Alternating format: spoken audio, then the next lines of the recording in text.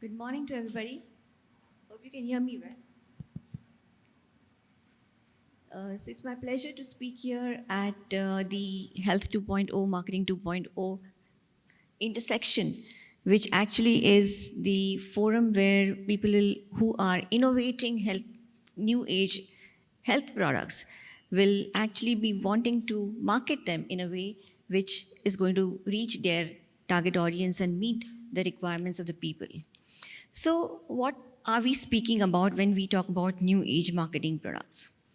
Well, the health related product spectrum is actually encompassing from functional fruits and ingredients to wellness products, wearables or trackers, OTC medicines, prescription medicines, then self and remote care monitoring devices, hospital supplies, medical devices, medical diagnostics, pharma machinery, the entire spectrum can be considered as actually health-related products. And in every step of these products, there is technology involved, new innovation involved, but what does it matter? How does it really, how do you market these products? If you look at their technicalities, you can sort of map them over a grid from very low technicalities, which you would see basically for the nutraceutical and functional food kind of products, OTC medicines, etc., to very high level medical diagnostics and prescription medicines, which can be considered as the high technicality products.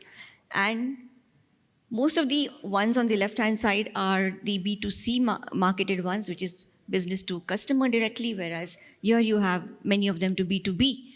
And that's where the complexity of marketing comes in. Let's look at what it means. So you as an innovator of your product has been so deeply involved in making your product the best product that you think is what is going to be really directly accepted by the customer or your consumer because it is such a great product. But really speaking, if you do not market it correctly, then the very best of the products can fail in the marketplace. And that is the reason why we are talking about health-related products marketing today. The innovation needs to be communicated effectively. The consumer's access to information, as we know, has changed so drastically that the way traditional marketing was done earlier has totally changed. So you have to welcome the new age and move in that direction. What are the nuances of this industry? The health and wellness industry is extremely unique. The manner in which the consumer, the people concerned, understand their health and the way they think about it, their attitudes towards it are all totally different. And that's on one side of the spectrum. On the other is these new age equipment, which are highly complex imaging equipment, diagnostic equipment, and all these kind of things, which are also something which need to be spoken about. But in the minds of the customer, whether you have a B2B high-tech R&D person or you have on the other side your consumer, for them, your products are just a few inches apart. They may not really understand what you really are, what's so great about your product. And that's the uniqueness and the challenge and the opportunity for health-based products marketing. So on the one hand, you have to educate your prospects of your products and services using complex science, but yet without making it too complex for them to understand. Increase your brand awareness where they are, because in today's world, they're all over. Where they access information is just anywhere. You have to make use of the key influence and how you influence these decision makers who are the ones who are going to actually help you to market your products, and then stay within the regulations, which is the key in health-based products. Because all the spectrum of the health-based products, whether they are from functional foods and nutraceuticals to the equipment and medical devices, all are highly regulated. What you speak to the consumer, what you're allowed to speak, what you're not allowed to speak, it differs from country to country to country. And while majority of it is falling in a certain bracket, you have to be mindful of it. So if your marketing is being done by a person who does not understand regulations, because you can't be expected to be your own marketer all the time. You take help from somebody. But when you're doing that, if that complex science is not made simple and yet within the regulation, you could be in deep trouble. So what is this about marketing that has changed? Well, in the last 5 years, marketing has changed more in these last 5 years than it has in the previous 50 years. We are seeing before our eyes how things are reaching you. Today, when you are trying to look at, trying to buy something online, and you go onto an altogether different place, altogether different site, you still start seeing those same ads and the same things that you were trying to look for. How is this happening? So all of this is happening with the help of technology, with the help of programmatic ads, with the help of your understanding your search intentions, etc. And that's how you could target your TG2. So which means that it is coming to reinventing your marketing and reinventing it in a way that you move from traditional to current and beyond. Because in this intersection of conference on the Marketing 2.0 there, we have speakers saying that what's happening today, the way things are marketed today, can change within 6 months and change within 1 year. How are we going to keep up to this and yet stay within this whole area? So you need an extremely fantastic content marketing strategy, because content is at the heart of healthcare. Whether it's a simple health product or a complex health product, content is extremely important. And how you actually take it across through the different channels is all the more important. The various digital elements that you use, right from search engine optimization or pay-per-click or social media, for example, all of it has to be integrated in a way that you are able to reach your right customer and influence your right customer to take the decision to buy your product. So what is this customer journey? Let's understand it. Let's look at a customer who is searching for information. Why searching for information? Because today it's no more about passive information. It's no more about telling the customer this is what it is and hence you buy it. They won't take it. They are no more passive recipients. They are active seekers. They will seek for information online or anywhere that they are able to get it.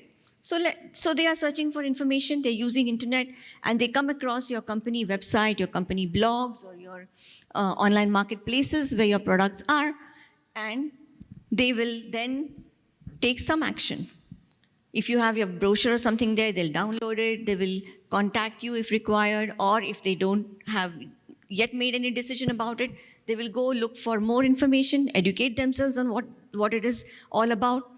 They will then either follow you on social media to take time to think about what it really means to them, become parts of certain communities if, for example, it's a rare disease that the person is suffering, or if it's about some technical machinery that they become parts of those communities to understand more.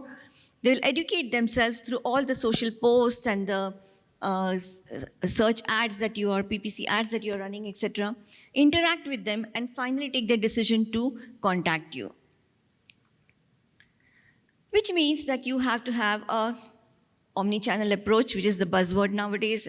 And what it means simply is that across all platforms, whether it is social media, the device that the person is using, a website or a call center or a chatbot or whatever that you're using, the way in which you are communicating, the visual language, the messaging that you're using, etc., has to be completely uniform so that it reinforces the perception that you're trying to make, and you build that in the minds of the consumer or your customer, whoever it is, so that they are able to take the direction towards taking an action to buying your product. So what does it mean when it comes to driving demand for health brands? It means understanding the digital journey of your prospect. It means getting their attention at the places of their preferred channels. It means a complete digital media planning, and of course, integrating it with your offline, say PR or whatever else that you're doing, in a manner in which you are able to understand and reach them where they are. And this is the only way you can actually influence them. So in short, the customer is changing, but when it comes to health, it's extremely important to understand the attitudes and behaviors of the customer, because it's not as simple as buying clothes or shoes. You go there, you look at what you like and you buy, but that does not happen in health. However much you say that the whole thing is changing from illness to wellness, it has a complete spectrum of issues around it, because what happens is that depending on what cultural or what geography you're living in, you have the Western countries where, yes, prevention and wellness has become quite the priority, but in the developing nations, still illness is still important.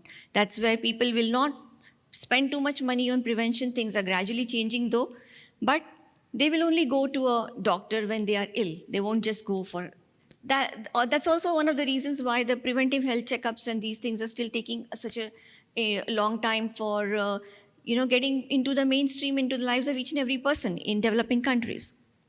So what are these attitudes and behavior? We know that health promotion is quite challenging. It's not as easy as one thinks it is. If you all here are probably more health conscious because you are from the health industry, but there are many others who are not so health conscious. We'll see what happens, what people go through. Okay. One of the studies here, which was carried out in Europe, which is again a Western country, so it's that population, they've shown that for lifestyle change, okay, they found about 10 to 31% of people were willing to take that lifestyle change decision. And out of that, only 13 to 60% were really confident that they could succeed in doing this. The understanding of the scientific knowledge, scientific knowledge and the behavioral aspect is very important to be able to achieve that change. There are some types of behaviors, let's say smoking and, which are the ones which enhance risk of what? Risk of death, right? Then there are others, such as exercise, which are seen as more health promoting. These are behaviors. And there are others like weight control, sometimes becomes a part of treatment, say in diabetes, importance. So each one is positioned differently, each one has to be dealt differently. In addition, I spoke about the socio-economic status and the different attitudes to the health and risk assessment of people. So basically what we're trying to say here is that different people perceive risks and aspects of behavior in a different way. So for example, you have created a health tech product which is assessing the vitals of a person, or you have a nutritional product which is going to help reduce sugar, manage sugar. But your customer is the person going to really use it on a day-to-day basis? Is the person going to adhere to that? Why would a person do that? There are instances where people want to reject this. There are people who do not want to go and check their blood sugar regularly because they think that they will have to forego good food because they do that. There are people who will not eat as well first 2-3 days before going and checking their blood sugar, just because they don't want to see that, okay, their sugar to be high. So these are issues which are to be dealt with, and they are issues which, if you don't deal with it, what you are anticipating will happen with your product will not happen. You need to deal with them. Let's take a study here and see what are those factors which are coming in the way of people taking action. Here is a study which was done and published in the BMC Public Health Journal in 2019. And you can see here that, look at the excuses or the reasons people give, okay, to resisting to bring about a change or do or use a product. There are people who say, my lifestyle is no one else's business, I'll do what I want. Okay. There are people who say, food with little salt is tasteless, so I don't care. I'll still have that. Even if it means that my blood pressure will go up, it's okay. And the entire food industry is trying to minus salt, minus sugar, minus this. But yes, of course, taste cannot be compromised. Then you have doctors there are doctors and nurses push too much health advice. It's enough. I've heard a lot. Then media pushes too much health information. I can't be bothered to exercise enough to control my weight. I'll rather maybe manage food. Okay, I don't have time for exercise. My boss is telling me to meet this deadline at in 1 hour. I have to make a presentation and I have to go to the gym. No, I'll skip my gym today. Okay, these are the ways in which things happen. And then there are others who will blame it or an extremely pessimistic attitude. My family doesn't support me in managing my food. I can't reduce my weight since food is one of my few enjoyments. I live to eat, you see. So why should I do that? So these are the ways in which people will try to make excuses and not do something which you think will be done easily, but really it's not so.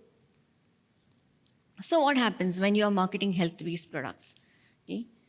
You need to do a complete sort of reinvention of basically the ABCD of health marketing. What is it? You need to think about your audience. You need to think about how you're positioning your brand and how you deal with it. We'll come to each one of this in short quickly. Then you need to look at the content that you're throwing out to them, how you're reaching it to them, and the data. So what does it mean? Let's look at audience. Okay, we just saw the attitudes and health behavior of people. Okay? If you do not take that into account and understand that your consumers are basically people. They are the ones who have these different attitudes, different behaviors, and you need to deal with them. You need to understand them. You have to take them down that path to a certain action through navigating through these behaviors and attitudes. You need to understand that from passive information that you are throwing at them, these people want to participate. I'll give you some case studies and examples at the end of my session where you'll find that people want to talk, people want to understand. If you are in healthcare, one-to-one communication, being a nutritionist available at the other end, somebody to help me understand and advise at the other end is helpful. And that's why you're finding a lot of these nutritional apps nowadays are having these nutritionists whom they can consult at points of their journey. So these are important points. For health counseling also, if they want to understand something, for example, we as an agency in India for contraception awareness, we ran call center with 10 languages, with people trying to call up and trying to understand what it means. What should I do this? That was a time when new things in contraception, like emergency contraception, etc., was launched, not understanding what it means. And then country like India is so complex with so many languages. So all of these aspects have to be taken into account. When it comes to health brand, as I told you, in addition to the other things that customer experience, which are all a bit common across different brands, one of the most important thing is the point 3 here, which is that whatever you speak has to be evidence-based, has to be scientifically proven, especially when you're talking to a consumer.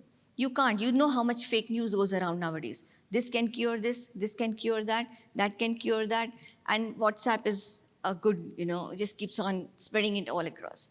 But that's not something. If you are taking the onus as a brand owner who is saying something, create a platform where people can get credible information. So we come down to one of the very, very important things in health products marketing, and which is content. In healthcare, whether it is in products or whether it is in hospital-based procedures or it is anything else, diagnostics, content is very important. It needs to be credible. It needs to be easily understood, and it has to help drive action. So what is so challenging? What are these challenges with complex science? When you have complex science, what are the challenges? It's considerably more effort to deliver relevant content. Often these messaging has to be really thought about very, very carefully. It's not as easy as it is maybe to do something else. Concise messaging, meaningful storytelling, through which people will be able to, understand what the issues are and take those actions.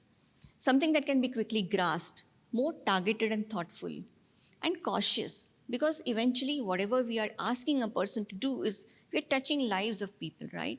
So you have to be more ethical. You have to be mindful of those things.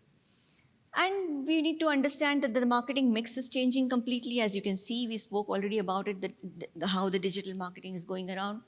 And we have to understand the complicated science, the multi-channel and the data. So if no one institution or a company can have all of these in themselves, okay? Even if you appoint a marketer, you'll have some certain limited abilities. So you will obviously partner with somebody. And when you partner with somebody, please make sure that the agency or whoever that person is has that understanding of science, medical knowledge, the content creation, the right kind of way, the channels that they will be used and how it will be used.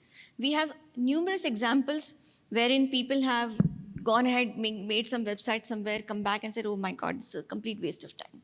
Okay? They're not just able to understand what we really need. So right at the beginning, be careful. Know whom you're dealing with.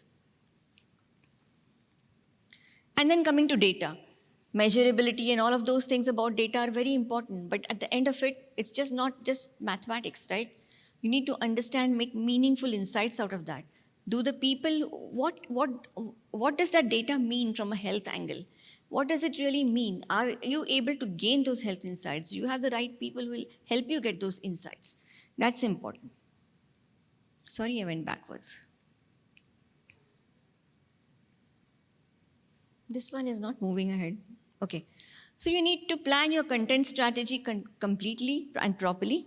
And you have to start by, when you start your content strategy, you have to do it by proper planning through good market research. And market research, traditional market research was like, well, focus groups, etc. were being done. That is one way of doing it, but then you get certain kind of data from there.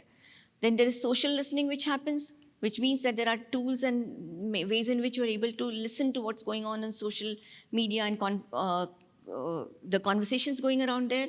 And you have to be able to draw insights out of that, the right kind of health insights. And because that's where people are just speaking spontaneously. They are not reserved. When you go do a proper market research, the person will be having a certain way of reacting to what you're asking. But on social media, they're just saying what they really feel. And then there is search listening. Search listening also means that what are the people searching, because that is intent-based. They're searching what they really want to know. Putting all these three together and bringing out the real key points, the pain points of the person so that you are able to address is important in your marketing. And of course, when it comes to branding and messaging, you need to find that one unique thing which it's not that about your product, it's about the need of the customer. Your product may be offering XYZ thing, but that is not going to be how it is going to relate to the customer.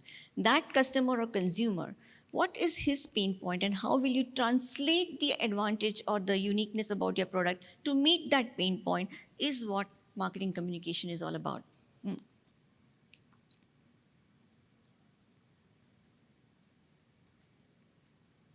This is not moving ahead. Okay, and in all of this, in healthcare particularly, video is becoming extremely important. By just writing your messages on website and it's not working. It's video, storytelling, bringing the right thing to the people. And that's how people are able to consume that information better. They're able to relate to it better and able to understand it better. So video is becoming very, very important. And in high-tech products and healthcare, especially in hospital-related environments and in procedures, going one step further to virtual reality, live streaming, etc., is gaining more and more popularity and is actually helping the conversions that you need. And then coming to how will you disseminate this? How will you go around it? You have a typical peso model nowadays, which means your paid media, your earned media, which is your PR and the way in which you are able to showcase or talk about what you are doing. Then your shared media, which is again social and the reviews, etc. And owned media, which is your own media, of course, your website, your white papers, your blogs, all those things. How will you orchestrate this correctly to make sure that you are reaching your customer at those touch points in the digital journey of the customer so as you move them down the decision funnel? And this planning is called the media planning across all of these media that will be able to take you using in your budget, whatever your budget is, how will you plan this media so that you are across all these channels and you're able to do this within all of this. And here I would like to particularly tell you that in a typical marketing funnel, I know most of you here are not from the marketing side, but there is something called as a marketing funnel, and which says that when you're talking about a new thing, okay, a person starts from the stage of awareness. Then there is interest in what you're talking about. Then there is consideration, okay, this is good for me, maybe I should do this, and the person is in the consideration phase. Then they go to, okay, intention, I think I want to buy this. Let me think about it and let me go ahead. Then we'll start evaluating and then finally actually purchase your product. In healthcare, this stage, awareness and interest is still easy. But the stage from consideration to purchase is more prolonged, more complex, and more difficult than it is for the other simpler products. Because those attitudes, those behaviors, those things come into play which are not so much there in the other cases. And therefore, this feeling that, okay, I'm putting XYZ amount of money on the table, kindly, make sure that I get these much sale. If you tell your marketing person this, it's easy to say, it's difficult to do. Because it's not as easy as that. You need all those complex procedures to be done while you are marketing your product to make sure that this consideration changes to purchase and you have those enough ammunitions in that digital journey of the person to be able to convert that person to a purchase. So, lot of people, lot of devices, lot of nutritional products, lot of things coming up here, but yet many of them fail in the marketplace because the innovator of the product thinks, I have a great product and it has to sell. It's not so easy. It needs a whole big process to be done, and there is definite opportunity if you go in the right direction and do it in the right way. Going to the next slide, just telling you a quick information about, let's say, for example, a person is, I'm taking this example here because there's a lot of food people here also, a bariatric surgery. Why does one do a bariatric surgery? Is because, well, I'm not able to control my weight, obesity is just too much, it's going to affect my health, and I need to do this. But that realization, then the various options the person will think about, okay, I'll try gym, I'll try this, I'll do that, goes through a number of stages, a few years, and by the time the person takes that decision and undergoes the surgery, it's probably even 5 or 6 years, because the person is wanting, that's the last choice the person wants to do. And then the fear that what will this do to me? So those are those elements which are not so easy. However much you say that this is going to help you to do this, it's not the end of the story. We'll give you a quick example. I'll give you a quick example of an integrated study we did for an ovulation kit that was launched for the first time in India. And it's just like a diagnostic kit. You go, just the person puts the urine into this thing and know that this is your ovulation day, so you can time the intercourse for having better conception chances of having a baby. Whole category was new, nobody knew anything. The product was in the market, didn't move at all. And then we had to do a complete campaign around it. Make an app for the women to calculate her days. Then after that app was done, she would say, okay, these are my likely fertile days. I will test on those days. I know my days to test now. And she does it and she forgets about it. Okay? She forgets about it. She's involved in her work, her this and that. The day that her test day comes in, she forgets to test. And she has missed that 1 month of the right ovulation days. This is such a very important issue. When this happened, we built an additional SMS system into that. So would you like to be reminded? Yes. So on the day early morning, she's reminded, today is your day of testing. And so that she doesn't miss it. Okay? So these are the various elements in healthcare which are so important to understand That is a simple thing like I forget to test early in the morning and my whole month is wasted. Okay. So these elements have to be understood and these have to be built in your entire marketing effort. And only when these things are done and supported with a connection through a call center, even chatbot at times don't work, because if you do not have at a certain point after a chatbot, okay, connect me to a customer, a person a counselor who will help me, it doesn't work because the chatbot keeps on giving you the same kind of responses and there's immense frustration. Oh, I'm not getting my answers. Because chatbot is, after all, built on certain pre-recorded or pre-decided question and answers. And if that doesn't answer, there has to be an option in healthcare of going and talking to a counselor. Otherwise, it's not going to work. So this is about the various things. I'm almost running out of time now. So when it comes to the new age of marketing communications, today's successful marketers in this area have to be hybrid marketers, not just create one creative campaign, push it out to the media, television, those days are gone. You have different kinds of customers, there are different stages, there are different devices, they are on different things. You need to understand that.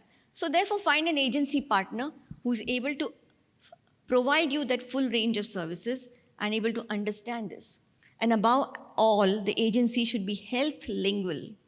Because if you do not understand the language of health, a person who is a great marketer but is not understanding the language of health, what you're trying to convey, it will not go through properly. And also understanding of the health-related regulations. So that was about my topic, and I have founded this agency called Media Medic Communications, which does building of health brands. And we are an exclusive India partner of the Global Health PR Network, which are also all science-led communication agencies. We have an exclusive health and wellness focus, which goes across the spectrum of pharmaceutical, biotechnology, nutraceuticals, functional foods, devices, diagnostics, medical technology, as well as hospitals and health systems. And we provide services across brand, communication, digital social media, health PR also, because online PR is extremely important now.